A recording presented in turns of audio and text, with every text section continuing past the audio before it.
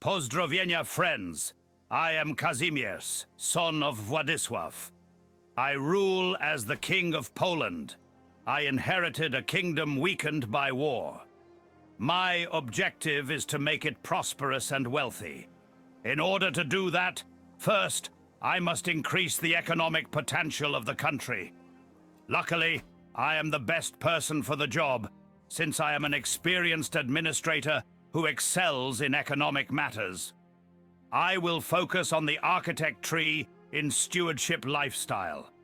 It will enable me to build economic buildings cheaper and quicker. So let's pick money focus to raise our budget that we can spend on buildings. Currently, I control capital city of Kraków along with rich city of Poznan. These cities were built on farmlands.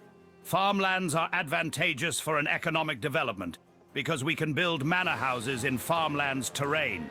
Manor houses have high return on investment ration, so they will be very useful in our short-term economic uplift.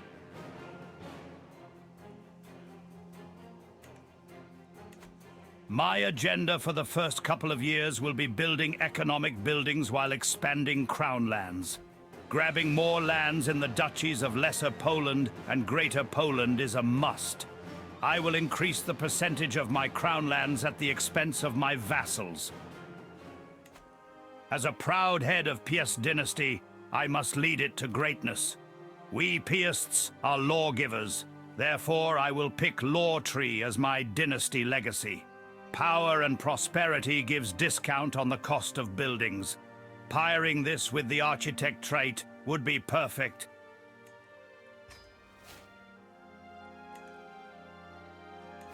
Let's start the development of our realm by building the best economic building in the game. Windmills are essential for any cities that we are planning to improve. This building provides flat tax, along with percentage increase in taxes, supply limit, and development. It should be the first building we have to max out. Then we will build other economic building on top of it. Let's build one in Krakow and one in Poznan for starters.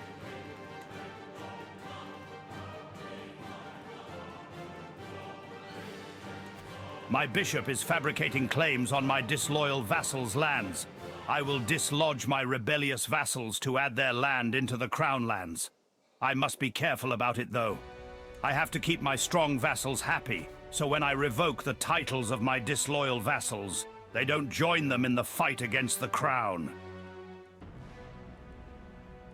So let's start swaying powerful vassals into my side. Meanwhile, I must keep them busy by giving them tasks such as developing the capital and training my knights.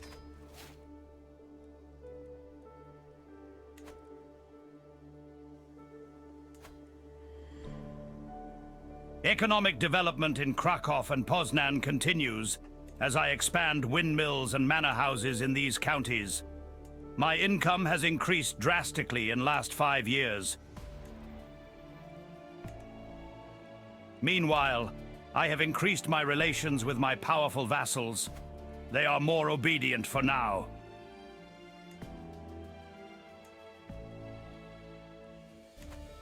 To the north, the Duchy of Mazovia stands alone against the all kinds of threats. Let's absorb it to our realm. I have increased my influence in the duchy in last 2 years, so they are willing to join our kingdom with normal feudal obligations.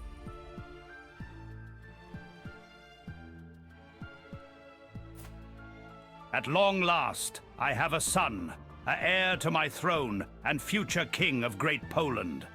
I will name him after my father and educate him myself. We will see what kind of a man he will grow into.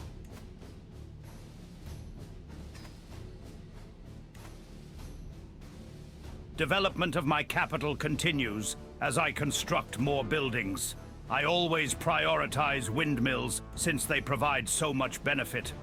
Our income increases sharply as I expand the crown lands by revoking the titles of my weaker and rebellious vassals. Strong country needs a strong, well-developed lands that are owned by the king himself. This guy looks like he is an enemy spy. Let's revoke his title and send him away. He is afraid of me, so he probably will not fight.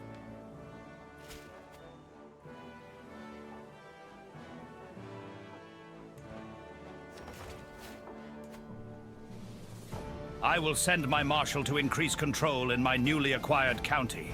Soon, I will develop it by building economic buildings.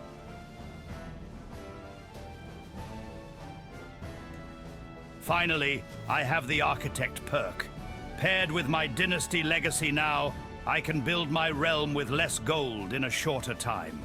By continuously expanding the crownlands and developing them, I will make Poland to reach great power status.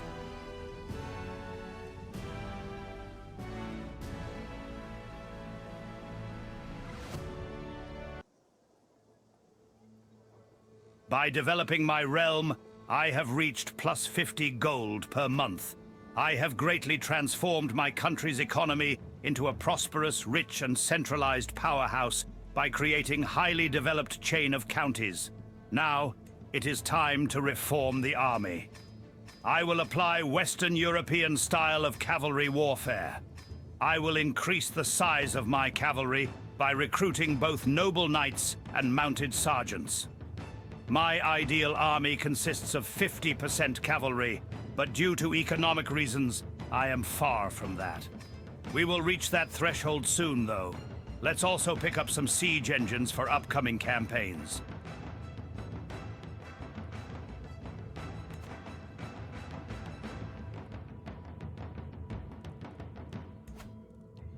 Time to go to war. I have a claim on the kingdom of Galicia-Volhynia. It is time to integrate it to the Greater Poland. Let's mount a full-scale invasion to take the kingdom. It has smaller army than us, and don't have many allies, so it won't be hard.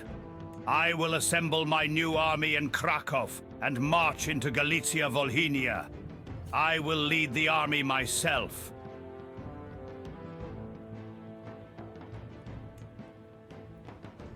Galicia-Volhynia has a hilly terrain, so we must tread carefully, otherwise our cavalry will be at disadvantage. We have spotted the enemy army. Let's follow them. If we can force a battle on plains, we can easily beat them without much casualties.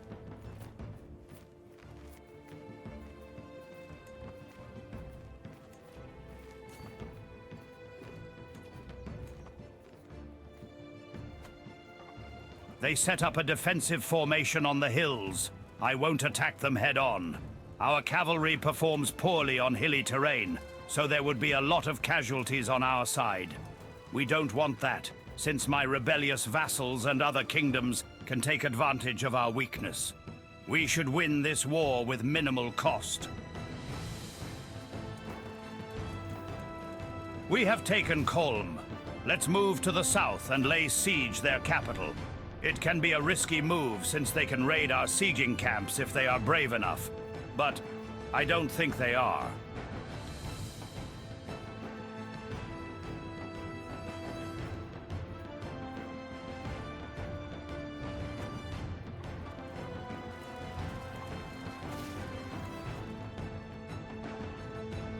We have captured their capital now.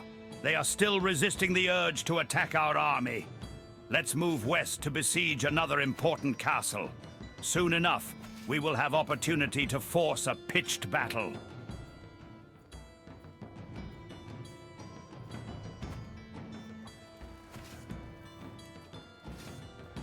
Another castle has been captured. The enemy is besieging Kolm, which has plains terrain. Great spot to force a battle. Let's try our luck.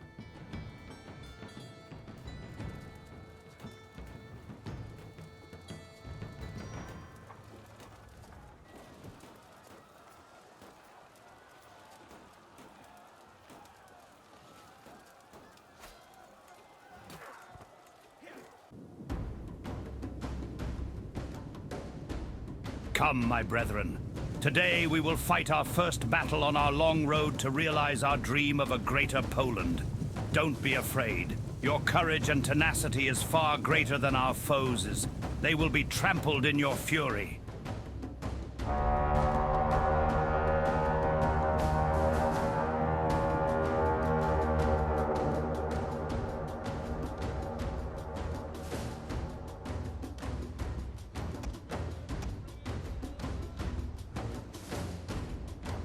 Send the infantry forward!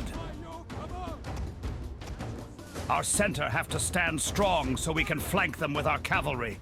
Their most important dukes are fighting on horse at each flanks. Let's crush them with our cavalry, then merge in center to encircle their entire army.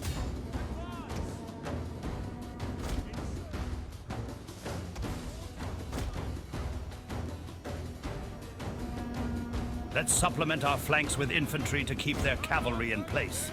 If we can crush their flanks, we can finish the battle with minimal casualties.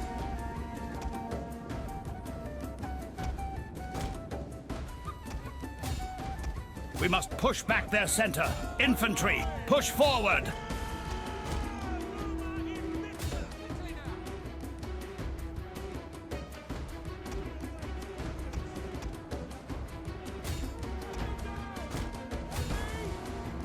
Let's hunt down their ranged units with our light cavalry.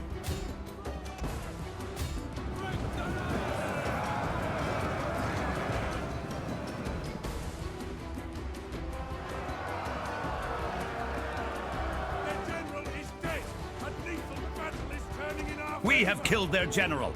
Perfect.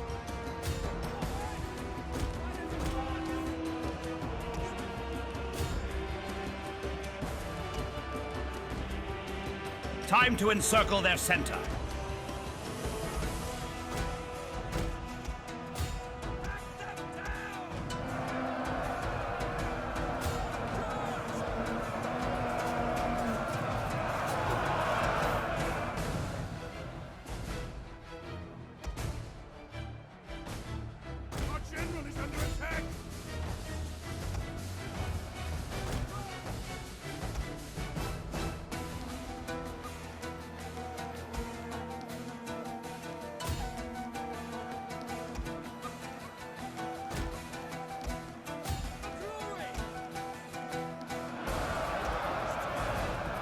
The enemy army is on the run.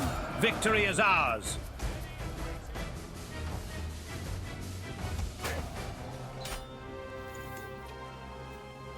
With this victory, the war is over, and to the victor go the spoils. Let's enforce our peace terms.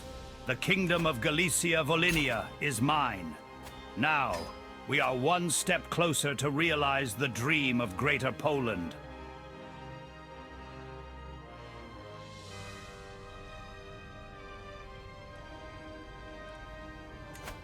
It seems like my new vassals dislike me.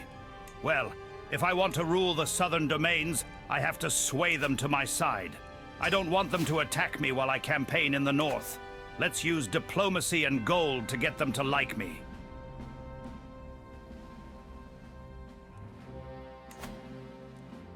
That's more like it. Now I have legitimized my rule over the kingdom of Galicia-Volhynia by the approval of the southern vassals. Meanwhile, I was increasing the crown lands by acquiring more lands from my disloyal vassals by revoking their titles. I have taken Kraina, Kalisz, and Wielun, along with Sierads.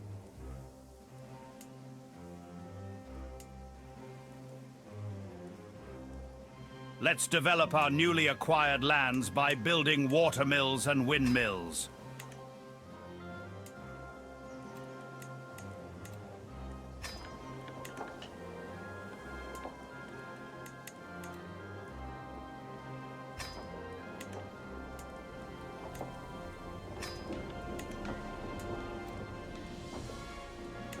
Well, it is time to end this episode. With Galicia-Volhynia has been conquered, we have set our sights to our long-lost city of Gdansk. But first, I have to increase my cavalry size in order to match the strength of the Teutonic Order's knights. Thank you for watching. Please don't forget to subscribe, like, and leave a comment below. Goodbye.